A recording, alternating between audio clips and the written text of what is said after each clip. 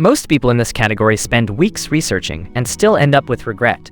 Not because they made the wrong choice, because nobody told them what actually matters. This review is going to be different. I'm going to tell you the things most reviewers skip. You have probably read the spec sheets, you've seen the star ratings, and you are still not sure. That uncertainty is not a you problem. It is a signal that most reviews are written by people who spent 45 minutes with a product, not 45 days. The question you are really asking is not what this product does. The question is whether it is going to actually change anything for you. That is the question I am going to answer. I tracked this product through multiple price cycles before sitting down to record this. I compared it against the alternatives that serious buyers in this category actually consider. And I looked at what happens after the purchase, not just before. The Sony ZV-1F vlog camera for content creators and vloggers Black earns its place by doing something specific very well. That something starts with, about this item, ultra-wide 20mm lens gets it all in the frame, even at arm's length, large 1 sensor and f2 lens. For low light and defocusing backgrounds, stay focused with IAF and autofocus tracking technology, side-articulating touchscreen LCD for easy-to-compose selfie shots, clear voice with directional 3-capsule mic, and windscreen accessory. For more product details, what that means in your day-to-day is that you stop compensating for what your last product got wrong.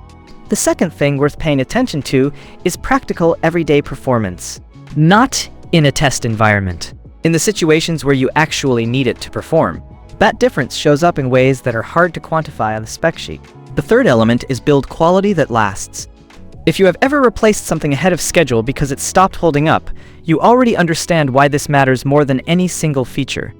The feedback pattern on this model is unusual in one specific way.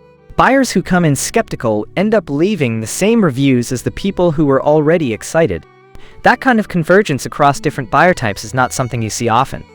It tells you something real about consistency of experience. There's one limitation I want you to know before you decide.